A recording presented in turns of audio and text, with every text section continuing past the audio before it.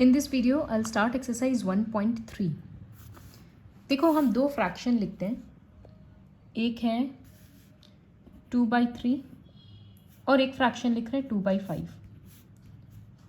दोनों को डिवाइड करेंगे. यहाँ 3 इस तरह से डिवाइड होगा, 2 तो जाएगा नहीं, 0 लेंगे, फिर यहाँ डेसिमल और यहाँ एक 0 बैठ जाएगा, तो 6 से गया 18, फिर 2 आ गया, फिर से 0 लेंगे 6. तो क्लियरली दिख रहा है कि ये तो चलते जाएगा. तो हम इसको क्या अच्छा फिर इसका लिखेंगे 2/5 का, तो 5 डिवाइज़र 2 डिविडेंड, 5 डिवाइज़र 2 डिविडेंड. तो ये देखो ख़त्म हो गया. तो हम इसको लिख दिए 0.4. इसको क्या लिखेंगे, 6 बार बार रिपीट हो रहा है ना, तो हम 6 एक ही बार लिखेंगे और उसके ऊपर इस तरह से एक लाइन दे देंगे जिसको बोलते हैं बार. कभी कभी तो ये एक टाइप का डेसिमल हुआ जहाँ पर टर्मिनेट हो गया, मतलब वो डिवीज़न ख़त्म हो गया. फिर एक तरह का डिवीज़न हुआ जो ख़त्म तो नहीं हुआ लेकिन रिपीट होते जा रहा है. कभी कभी क्या होता है कि वो आंसर ख़त्म भी नहीं होगा और वो चलते ही जाएगा. तो इस तरह के डिवीज़न को बोलते हैं नॉन टर्मिनेटिंग, नॉन रिपीटिंग. तो बेसिकली डेसिमल नंबर्स जो होता है वो दो ब्रॉड कैटेगरी का होता है, जिसको बोलते हैं टर्मिनेटिंग और एक सेकेंड कैटेगरी होता है नॉन टर्मिनेटिंग. तो टर्मिनेटिंग का एग्जाम्पल्स क्या होगा, जो ख़त्म हो जा रहा था, एग्जाम्पल 0.5 या 0.123, 0.67925, कितना भी बड़ा हो, ख़त्म तो हो गया ना, वो टर्मिनेटिंग. नॉन टर्मिनेटिंग फिर दो कैटेगरी का होता है. एक जो ख़त्म नहीं हो रहा है लेकिन रिपीट होना शुरू हो जाता है, तो उसके ऊपर बार लगता है, तो उसको हम लोग बोलते हैं नॉन टर्मिनेटिंग में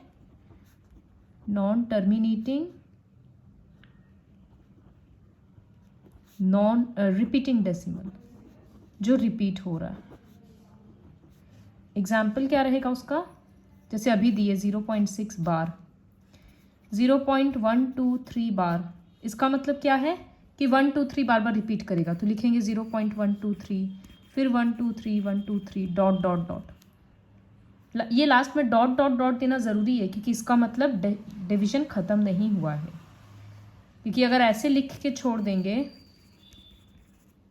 तो ये तो टर्मिनेटिंग हो जाएगा ना, क्योंकि लास्ट में ख़त्म हो गया. तो इसी वजह से लास्ट में ये डॉट्स देना ज़रूरी होता है.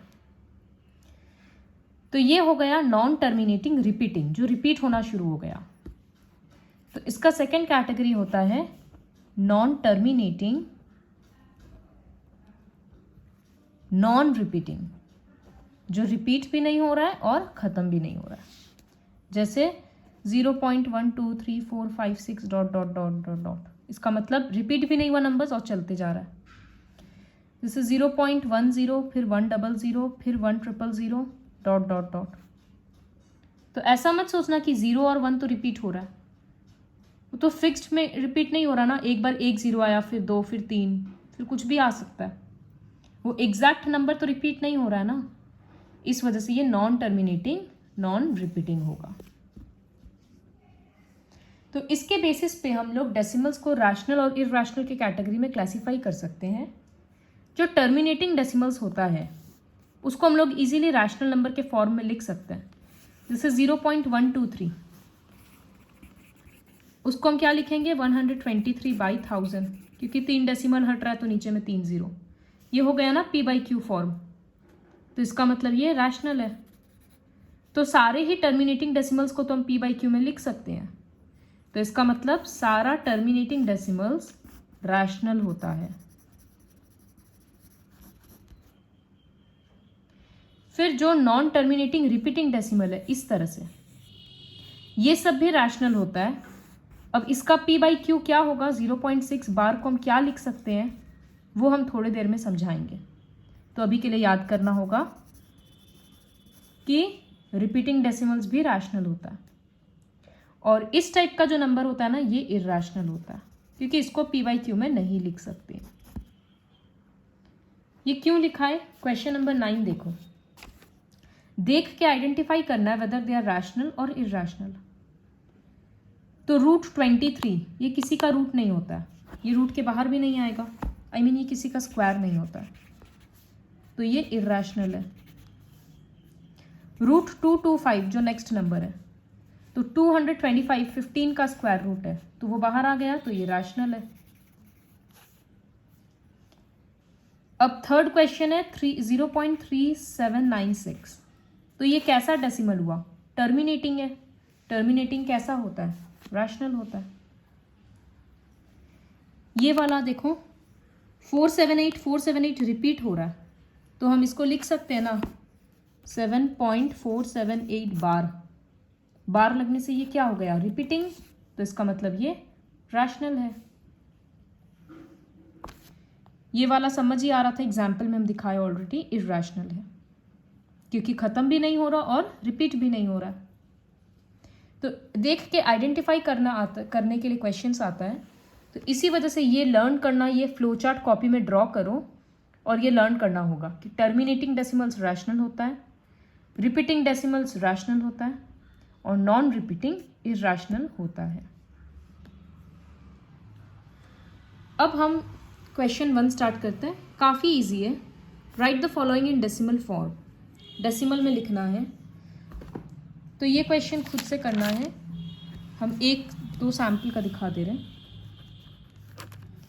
जैसे पहला क्वेश्चन तो बहुत इजी है, 36/100, तो इसके लिए तो डिवाइड करके देखने का ज़रूरत ही नहीं है, 0.36 हो गया क्योंकि 100 है, नीचे में 2 0 है, तो पीछे से 2 प्लेस पे डेसिमल बैठ गया। फिर जैसे एक क्वेश्चन है 4/1/8, ये क्वेश्चन 3 है, तो सबसे पहले इसको इम्प्रॉपर में लिखेंगे, 4 × 8 32, 32 + 1 33।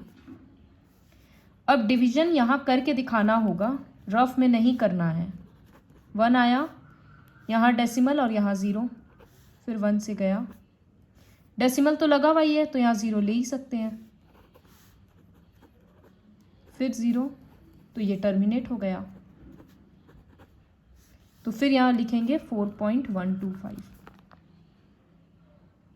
इसी तरह से 329/400, तो वो डिवाइड कर करके दिखाना पूरा। 329 जा ही नहीं रहा है, तो पहले ही 0 लेना होगा, फिर यहाँ डेसिमल और यहाँ 0, तो ये 8 से जाएगा 3200, 90 आया, फिर एक 0, इस तरह से कंटिन्यू होते रहेगा। तो फर्स्ट क्वेश्चन कंप्लीट करना है। सेकेंड क्वेश्चन देखो, काफ़ी सिंपल है। 1/7 बार का वैल्यू दे दिया, 1/7 जो फ्रैक्शन है उसका वैल्यू दे दिया गया, तो 1/7 है 0.142857 बार, ये वैल्यू है। अब ये लोग बोला है कि 2/7 का वैल्यू निकालो बिना कैलकुलेशन, मतलब बिना पूरा डिवाइड किए, without actually doing long division. तो इसका मतलब क्या है कि 2 × 1/7 हो रहा है ना, 2/7, तो हम क्या करेंगे, 2 के साथ 1/7 का ये जो डेसिमल वाला वैल्यू है इसको मल्टीप्लाई करेंगे। तो पहले हम नॉर्मली मल्टीप्लाई करेंगे, जो नंबर है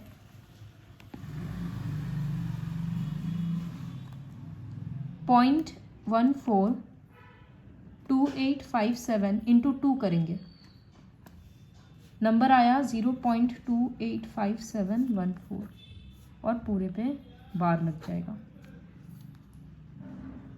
फिर इसी तरह से जब 3/7 बोला है तो 3 × ये वाला करेंगे पूरा, 0.142857 बार, जो आंसर आएगा उसमें फिर पूरा में बार लग जाएगा। इस तरह से बिना कैलकुलेट किए हम लोग एक नंबर का डेसिमल एक्सपेंशन देखकर बाकी दोनों का लिखे हैं। अब जो क्वेश्चन कराएंगे 3, ये सबसे ज़्यादा इम्पॉर्टेंट क्वेश्चन है, इसका हम अलग अलग वेरिएशंस भी दिखाएंगे। तो सबसे पहले जैसे यहाँ जो बुक में है कि 0.6 बार, इसको P/Q फॉर्म में लिखना है, तो वो कैसे लिखेंगे? देखो 0.6 बार का मतलब क्या होता है, 0.6666 चलते ही जा रहा है, कितने बार भी लिख सकते हैं। Let 0.6 bar equals to x, तो इसका मतलब x इक्वल्स टू क्या होगा, 0.66 ... 3 4 बार कितने बार भी लिख सकते हैं, ऐसा नहीं है कि ऊपर 4 लिखें तो नीचे भी 4 लिखना है। अब यहाँ पर एक डिजिट रिपीट हो रहा है ना, तो हम यहाँ पर क्या करेंगे, 10 मल्टीप्लाई करेंगे दोनों तरफ। तो यहाँ 10 इंटू एक्स हो जाएगा 10x, और यहाँ 10 से जब मल्टीप्लाई करेंगे तो मल्टीप्लिकेशन में क्या होता है, डेसिमल राइट साइड शिफ्ट हो जाता है, तो ये डेसिमल यहाँ आ जाएगा, तो ये बन जाएगा 6.6666। कितना भी 6 लिख सकते हैं। उसके बाद हम इसको ब्रेक कर सकते हैं, जैसे 23 को लिख सकते हैं ना, 20 + 3। 2.3 को लिख सकते हैं 2 + 0.3, ऐड होकर आ रहा है ना ये। तो ठीक उसी तरह से इस नंबर को हम लिखेंगे 6 + 0.666 ... ये लिख सकते हैं। अब ये देखो 0.666 क्या आ गया, ये तो मेरा x अज्यूम किया हुआ था ना, तो इसका मतलब हम इसके बदले x लिख देंगे। अब x और x को लीनियर इक्वेशन के जैसे एक तरफ कर सकते हैं, वो उधर जाकर सब्ट्रैक्ट हो जाएगा। तो ये क्या आया, 9x = 6। तो x का वैल्यू क्या आएगा, 9 नीचे जाएगा, 6/9 कट के 2/3 आया। तो x का वैल्यू 2/3 आया, तो इसका मतलब 0.6 बार = 2/3। देखो 3 को इस तरह से डिवाइड करके दिखाए ही थे कि आ रहा है 666 आ रहा था, तो हुआ ना ये आंसर। तो बेसिक कंसेप्ट क्या है कि जो भी नंबर रहेगा इस तरह से रिपीटिंग पोर्शन को x लेना है, फिर अगर एक डिजिट रिपीट होता है तो 10x करेंगे, 2 डिजिट रिपीट होगा तो 100x, इस तरह से करते जाएंगे। तो ये एक क्वेश्चन है, कॉपी में लिखने के बाद वीडियो रिवाइंड करके दोबारा देखना ये पोर्शन को। इसमें भी काफ़ी अलग अलग वेरिएशंस भी है, तो और इसका भी 1 2 3 4 एग्जाम्पल हम और दिखाते ताकि कंसेप्ट इसका एकदम क्लियर हो जाए। तो अभी सिंगल नंबर्स तो करने आ जाएगा, इसका मतलब 0.3 0.9 इस तरह से। अब हम जैसे दिखाते हैं बुक के अकॉर्डिंग का थर्ड क्वेश्चन है 0.001 बार, ये क्वेश्चन है। तो let this equals to x, तो विच इम्प्लाइज x क्या हुआ, 0.001 फिर 001, 3 बार लिख के डॉट डॉट दे दिए, 3 बार पूरा सेट लिखे हैं। अब यहाँ कितना डिजिट रिपीट हो रहा है, 3, तो इसका मतलब हमको क्या लेना पड़ेगा, 1000x। तो जब इससे 1000 मल्टीप्लाई होगा 3 प्लेस राइट तरफ में शिफ्ट हो जाएगा, तो 1 2 3, इसका मतलब डेसिमल 1 के यहाँ लगा मत देना, मेरे से गलती से लग गया, तो इसका मतलब डेसिमल हो जाएगा 1 पॉइंट फिर पीछे का।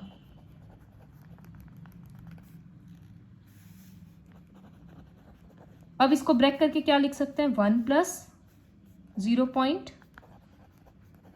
ये हर जगह डॉट डॉट दे रहे हैं, ध्यान रखना। अब ये तो दोबारा x बन गया, तो लिखेंगे 1 + x। अब x उधर जाकर उसके साथ सब्ट्रैक्ट होगा, तो ये हो गया 999x = 1, इसका मतलब x = 1/999, ये रहा आंसर। तो देयरफॉर 0.001 बार का वैल्यू क्या था, 1/999। ये रहा इसका p/q फॉर्म। इसीलिए बोले थे कि जो रिपीटिंग डेसिमल्स होता है वो रैशनल होता है, क्योंकि उसको इस प्रोसेस से उसका रैशनल नंबर निकाल सकते हैं। इसी तरह से अगर यहाँ 2 होता रिपीटिंग डेसिमल तो हम 100 लेते। अब हम एक सेकेंड कैटेगरी का क्वेश्चन दिखाएंगे, ये भी बुक में है, 0.47 बार। तो इसमें ऑब्जर्व करो कि 4 के ऊपर बार नहीं है, तो हम पूरे पे लाइन नहीं टान सकते हैं, और अभी हम पूरे को x ले भी नहीं सकते हैं, क्योंकि हम x सिर्फ उसी को लेते हैं जो रिपीटिंग होता है। तो इसका मतलब हमको यहीं पर पहले ब्रेक करना होगा। इस नंबर को हम क्या लिख सकते हैं, जो नॉन रिपीटिंग पार्ट है मतलब 0.4, उसको एक तरफ प्लस, अब इसके लिए क्या लिखेंगे, 0.07 बार। देखो ये दोनों ऐड करने से आएगा, याद रखना कि जो अलग कर चुके हैं उसके प्लेस पे फिर सेकंड में 0 बैठा देते हैं। अब लगेगा कि इसको x ले लें, तो यहाँ पर अभी भी ये 0 रिपीट नहीं हो रहा है, तो इसको क्या लिख सकते हैं 4/10, क्योंकि हट गया ऐसे, प्लस इसका हमको एक डेसिमल इधर शिफ्ट करना होगा। तो एक डेसिमल उधर जा रहा है तो नीचे में बाई 10 आएगा, एक डेसिमल प्लेस हट रहा है, तो हम इसको लिख रहे हैं 0.7 बार, फिर नीचे में 10। जनरली हम लोग क्या करते हैं, अगर 0 ऐसे रहता है तो हम लोग उसको 7/100 लिख देते हैं, क्योंकि दोनों डेसिमल हटा रहे हैं। लेकिन हम बोल रहे हैं कि यहाँ पर सिर्फ एक डेसिमल ही हटाना है, तो हम ऊपर में एक डेसिमल रखेंगे और नीचे में सिर्फ 10 लिखेंगे। वो लिख दिए। अब देखो ये वाला जो पोर्शन है इसमें सिर्फ 7 रिपीट हो रहा है, तो इसको हम लोग x ले सकते हैं। तो यहाँ लिखेंगे let 0.7 bar equals to x, तो which implies x equals to 0.777 repeat होते जाएगा। अब एक डिजिट रिपीट हो रहा है तो 10x लेंगे, तो यहाँ बन जाएगा 7.777। फिर इसको उसी तरह से ब्रेक करेंगे, ये वापस बन गया x, ये x उधर आकर सब्ट्रैक्ट होगा तो ये बन जाएगा 9x। अब 9 नीचे जाएगा तो x बन गया 7/9। नाउ अभी मेरा ये आंसर नहीं आया है, अब क्या लिखेंगे कि मेरा ये वाला पोर्शन को है ना दोबारा लिखेंगे। यहाँ लिख रहे हैं 0.47 बार इक्वल्स टू 4/10 प्लस 0.7 बार/10। कहाँ बार लग रहा है, कहाँ डेसिमल डॉट डॉट लग रहा है, ये सब लगाना मत भूलना। अब 4/10 तो लिखेंगे, इस नंबर के बदले क्या लिखेंगे 7/9, और ये 10 भी इसी के साथ आएगा, तो ये बन गया 7/90। अब 90 एलसीएम लेंगे, यहाँ 9 आएगा तो ये 36 प्लस 7 ऐड होकर हो गया 43/90। तो ये इसका आंसर है। तो जब क्वेश्चन इस तरह से रहता है कि आधा में बार है आधा में नहीं है, तब प्रोसेस थोड़ा सा लेंदी हो जाता है, क्योंकि हम लोग डायरेक्टली एक्स एज्यूम नहीं कर सकते हैं। तो एक बार दोबारा ब्रीफ में बता रहे कि ये 2 टाइप का क्वेश्चन था। एक जहाँ शुरू से ही बार रहता है पूरे में, वो बहुत इजी होता है, पूरे को एक्स एज्यूम करो, फिर अगर 3 डिजिट रिपीट हो रहा तो 1000x, 2 रिपीट हो रहा तो 100x, इस तरह से। और अगर आधा अधूरा में रहता है तो पहले वो पोर्शन को ब्रेक करना होता है, जिस पोर्शन में बार नहीं है उसको सेपरेट करेंगे, फिर देखेंगे कि जिस पोर्शन में बार आया है वहाँ पर जीरोज एडजस्ट करना होगा, डेसिमल एडजस्ट करना होगा, उसके बाद x लेंगे, फिर बाद में इस तरह से वैल्यू पुट करके एलसीएम लेके सॉल्व करना होगा। तो क्वेश्चन 3 का तीनों क्वेश्चन तो हम कर दिए, अभी के लिए लिख लो, कुछ दिन के बाद हम RS अग्रवाल से ये क्वेश्चंस देंगे। एक इस तरह का क्वेश्चन में और हम सेपरेशन दिखा देते हैं।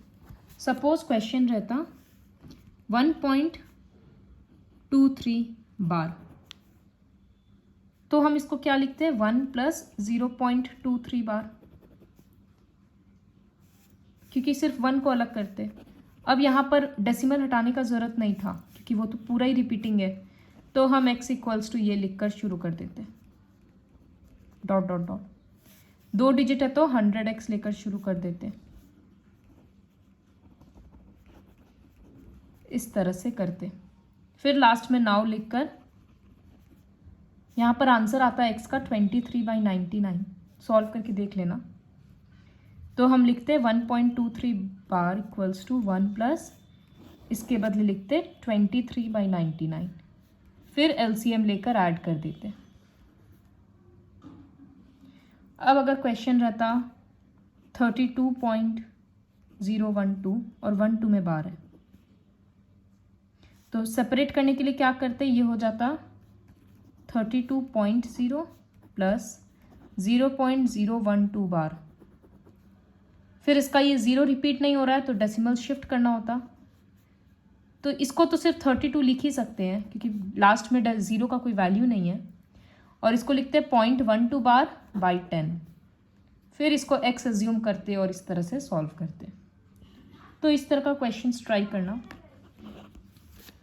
क्वेश्चन 4 में क्या है देखो, लिखा है express 0.9999 in the form p by q. Are you surprised by your answer? तो ऐसा क्या आंसर आ रहा है? तो करके देखते हैं कि इसको डॉट डॉट x हो गया। तो एक डिजिट रिपीट हो रहा है ना, तो हम लोग 10x करेंगे। इसको हम उल्टा करके लिख रहे हैं। तो ये शिफ्ट होने के बाद 9 पॉइंट समथिंग ये बन जाएगा। इस तरह से हो गया। इसके बदले x लिखेंगे तो ये बन जाएगा 9 प्लस x। x उधर आकर सब्ट्रैक्ट होगा तो वो भी 9x बन गया और इधर भी 9 है। तो x का वैल्यू एक्चुअली 1 आ गया। तो ऐसा कैसे हो सकता है कि इसका वैल्यू 1 है? मतलब हम 0.9 बार को 1 क्यों लिख रहे हैं? क्योंकि ये नंबर इतना 1 के क्लोज है कि उसका आंसर ऑलमोस्ट 1 ही आता है। इसीलिए वो लोग बोला था कि are you surprised by your answer, क्योंकि जनरली हर बार एक फ्रैक्शन आ रहा था लेकिन इस बार आंसर 1 ही आ गया। क्वेश्चन 5 करने का जरूरत नहीं है। क्वेश्चन 6 में बोला है कि क्वेश्चन 1 में हम लोग बहुत बार देखे कि कोई फ्रैक्शन टर्मिनेट हो गया और कोई नहीं हुआ। तो क्या है ना, बेसिकली हम लोग फ्रैक्शन को देखकर भी बोल सकते हैं कि वो टर्मिनेटिंग है या नॉन टर्मिनेटिंग है। जैसे 33/8 ये टर्मिनेटिंग होगा। क्यों? ये करने के लिए ना डिनोमिनेटर का प्राइम फैक्टराइजेशन किया करो। सिर्फ 2 है तो टर्मिनेटिंग है। अगर सिर्फ 5 होता है तो टर्मिनेटिंग होता है, या 2 और 5 का मिक्सचर होता है तो टर्मिनेटिंग होता है। जैसे 329/400 इसका प्राइम फैक्टराइजेशन कर रहे हैं, सिर्फ डिनोमिनेटर का ही होता है।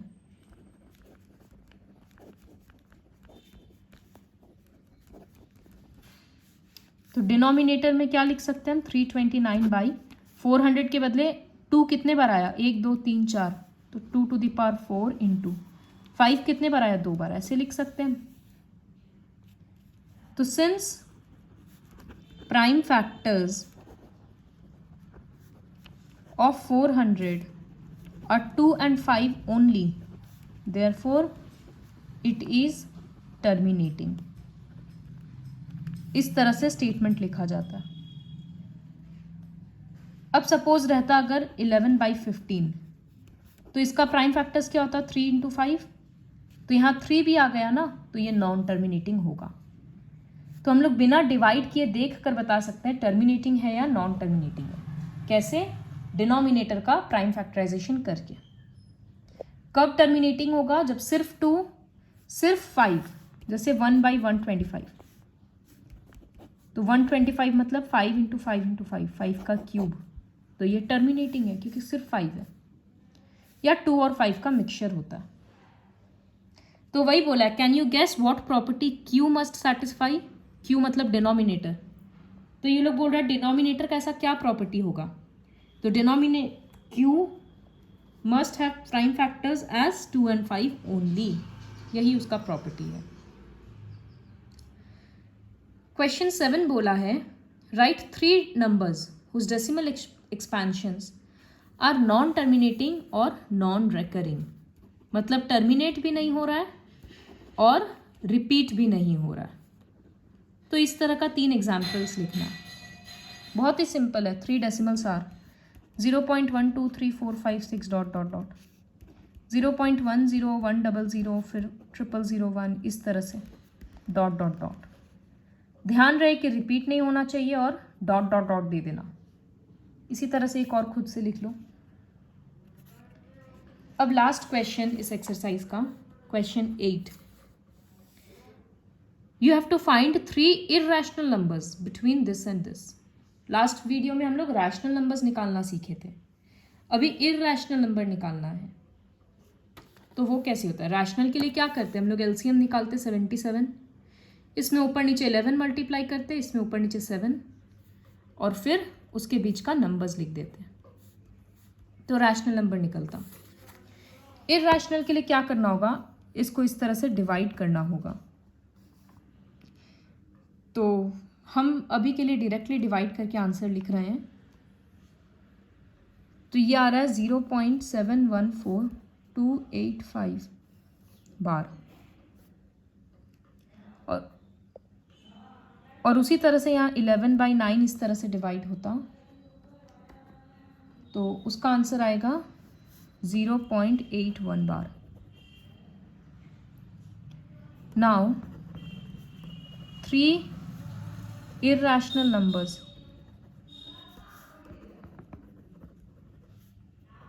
between them are, irrational के लिए क्या करते हैं, टर्मिनेट भी नहीं होना चाहिए और रिपीट भी नहीं होना चाहिए। तो यहाँ 7 है और यहाँ 8 है। 7 1 के बाद का कोई नंबर लो, सपोज 7 2। अब चलाते जाओ उसको, जैसे 1 2 3 4 5 6 डॉट डॉट डॉट। उसी तरह से हमको 8 1 के अंदर अंदर तक लेना है ना। 7 2 लिए, हम एक बार इसको 7 3 कर देते हैं। 7 3 1 2 3 4 5 6 डॉट डॉट डॉट। उसी तरह से 7 4 1 2 3 4 5 6। पीछे का पार्ट चेंज भी कर सकते हैं। तो यहाँ पर हम क्या किए, पहले दोनों का डेसिमल एक्सपेंशन निकाल लिए। फिर हमको पता है कि इर्रैशनल नंबर वो होता है जो नॉन टर्मिनेटिंग होता है और नॉन रिपीटिंग होता है, खत्म भी नहीं हो रहा और रिपीट भी नहीं हो रहा। तो डॉट डॉट दिए मतलब खत्म नहीं हो रहा और रिपीट नहीं हो रहा। RS अग्रवाल में जैसे क्वेश्चन रहता है कि इसके बीच निकालो अब इर्रैशनल नंबर, तो 0.01 छोटा है ना, तो अब वहां से शुरू करो, जैसे 0.02, फिर 3 4 5 6 dot dot dot, 0.03 1 2 3 4 5 6 dot dot dot. ध्यान रहे कि ये जो बड़ा है इससे एक्सीड नहीं होना चाहिए, मतलब 0.2 से स्टार्ट नहीं कर सकते क्योंकि वो इससे बड़ा हो जाएगा। छोटा वाला नंबर दोनों में से ढूंढा करो और उसके बाद वहां से स्टार्ट किया करो। तो complete exercise 1.3 with the help of this video.